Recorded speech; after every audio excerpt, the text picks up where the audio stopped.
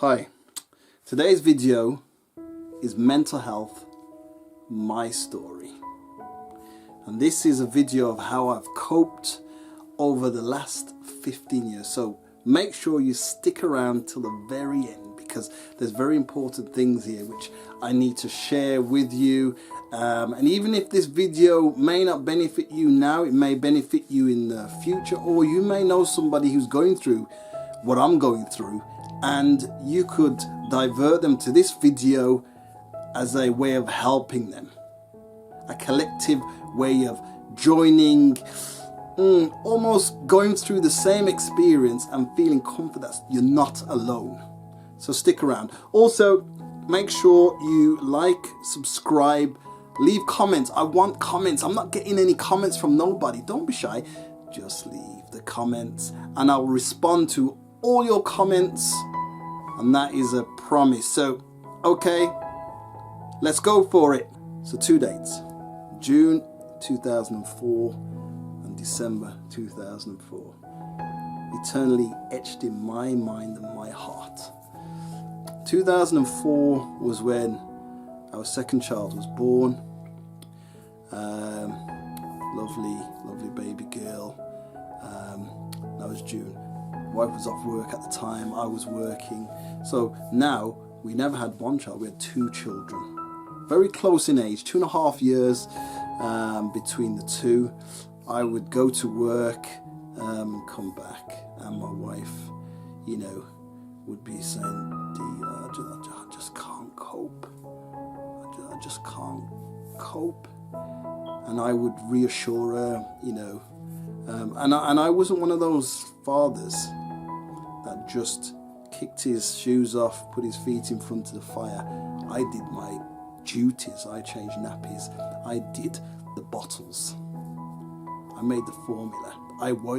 Although I was working, I woke up and done my shift and fed my children. Orlando was past bottle age by then, but Paris, my daughter. So my daughter, I fed her, woke up, and to be honest, I was knackered. Even with the first child, I was knackered going to work. But I did my thing, and my wife, and in hindsight, this was leading up to my wife having her mental breakdown, finally being diagnosed with psychosis. It's in the same family as schizophrenia. So I would reassure her and I would relieve her of the tasks that she would do, and I would look after the kids when I came from work. So that was June. Roll on 6 months. December, my wife dresses up like she was going out to a fancy do, put on her best Sunday dress clothes and tried to get the children dressed in their best. I says, what are you doing? I mean, this was midweek, I says, what are you doing? She says, the rapture's going to happen. God, I've told you, I warned you, Dee, I've warned you, God's coming today. And I said, look, you're not taking my children nowhere. So she went through the front door and I looked out the window. The window's just there. To the back where these curtains are. And I looked out the window and I saw my wife, the woman that I love, with her hands raised in the air, ready to meet her Lord and Saviour. She was convinced that God was coming to take her that very day. At the time when she did it, school children were walking to school and they were looking and gazing and, sniggering, thinking, what's wrong with her? Because her behaviour was strange. She wasn't quite in the middle of the road, but she was in the road, her hands outstretched, all the way up. Lord, take me now, I am ready. I'm looking out the window, and I remember the words I said, my wife has gone off her head. She's gone off her head. So I phoned my pastor. Because I didn't know what to do. When these things come your way, you just do not know where to turn and what to do. So I phoned my pastor and I said, Pastor, my wife, explained the situation. My wife has gone off her head. She's doing this, she's doing that. My pastor says, phone your GP. Phone your GP. So I phone the GP. GP come, I explain what's going on. GP comes. Yeah. And GP asks a few questions, you know. My wife's back was, I was at the doorway. They were in this very room. My wife's back was turned towards me.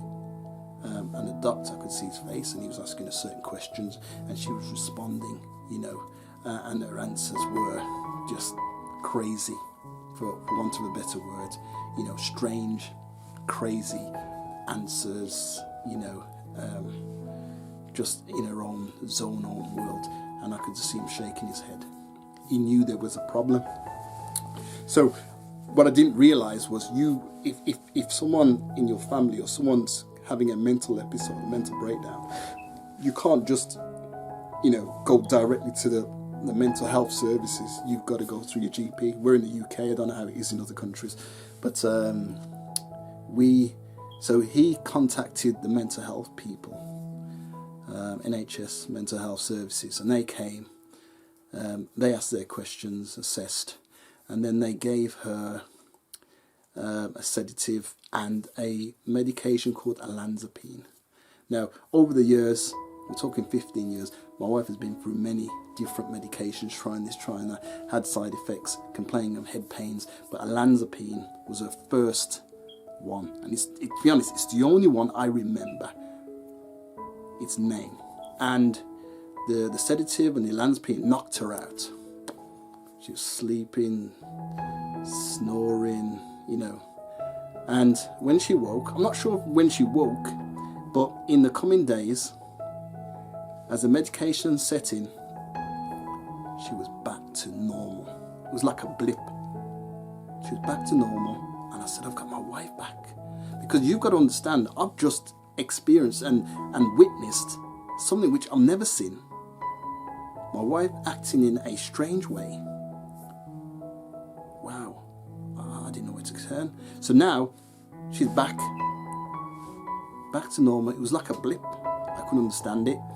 By this time, we've got a consultant within the mental health services, and we would go to appointments, and I would go to every appointment with my wife. And the recommendation was that she stayed on this medication for 1 year. Now, they're health experts, they know. But in my mind and in my wife's mind, there was this fear of dependency, you know, drug dependency, and not being able to come off it for years and things like that. So when the doctor, the consultant doctor, said, I recommend you stay on it a year, I said, a year? My wife said, a year? And these days they listen to the patient. So we weren't really in agreement. And they decided, okay, what we'll do is we'll wean you off. We'll wean you off the medication and see how we get on. So they weaned my wife off, and things was great for, you know, I can't even remember now whether it was weeks or months. You know, things were crazy, and we're fine, not crazy. When she was being weaned off, you know, they slowly reduced the dose over a period of time. But then there was a time when me and my wife were in the kitchen, and she looked at me and she said something. I'm not even going to repeat it on camera. I'm not going to repeat it on camera. But straight away, I knew there was a problem. It was enough for me to say, there's a massive problem here. So I got in touch with the mental health services again. Because once you're on their books, you're on there, you know, I'm not saying you're on there for life, but you'd have to have a long period of, you know, wellness before they even sign you off.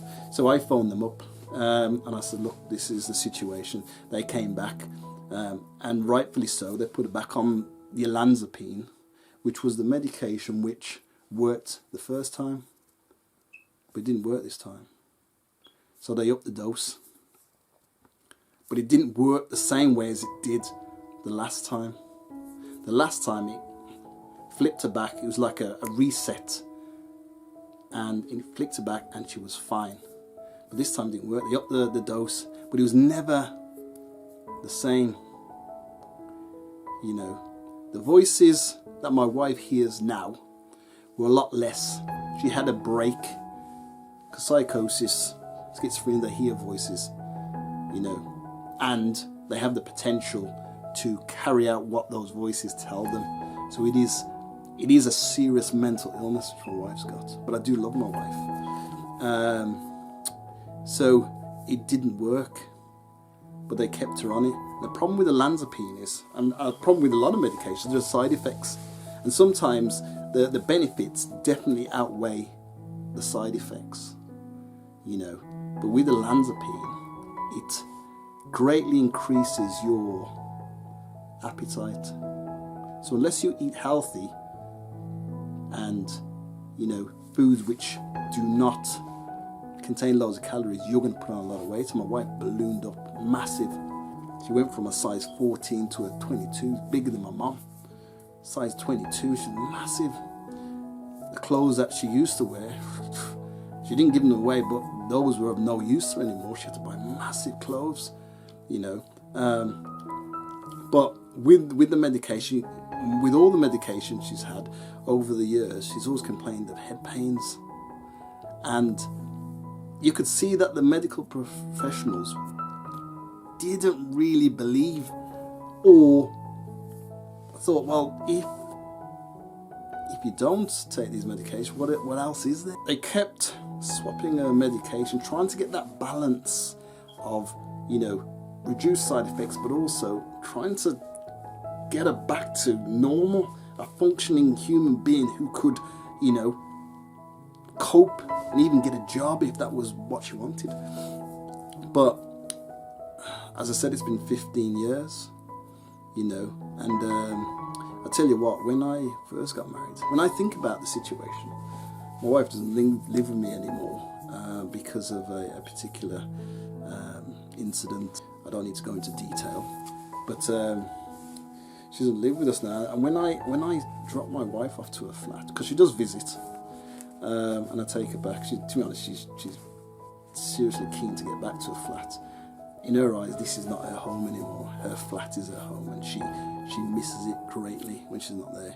But when I got married, one of my vows was, you know, till death do us part, for richer and for poorer, in sickness and in health.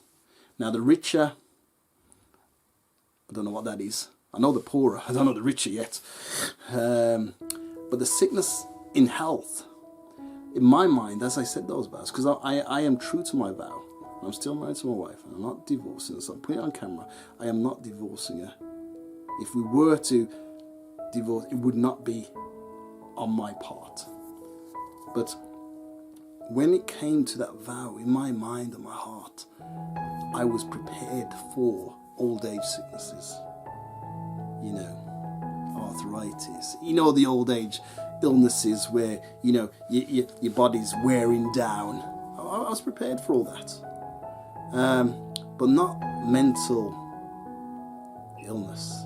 That was, no, that wasn't what I signed up to. No way, no. I did not sign up to mental illness. Mental illness wasn't even part of the picture, you know. And when I see my life now and the plans that I had, I mean, now I should be thinking, my kids are growing up now, and it should be those times when you think about, you know, okay, the kids are getting older, time to plan holidays. You know, we've raised kids, plan holidays together, go on cruises, and all the things that, you know, couples do. All that is not part of my life, you know, and there are times I do feel sorry for myself, you know. Don't cry. Well, to be honest, I do. Sometimes I shed a tear, and sometimes I do feel sorry for myself, but then I got to pick myself up. I've got to stay strong for my children. I've got to stay strong for myself. I'm holding down a job, you know, and I've got to stay strong for my wife. You know, my wife is, I still have responsibilities for my wife, you know, but I didn't sign up to this.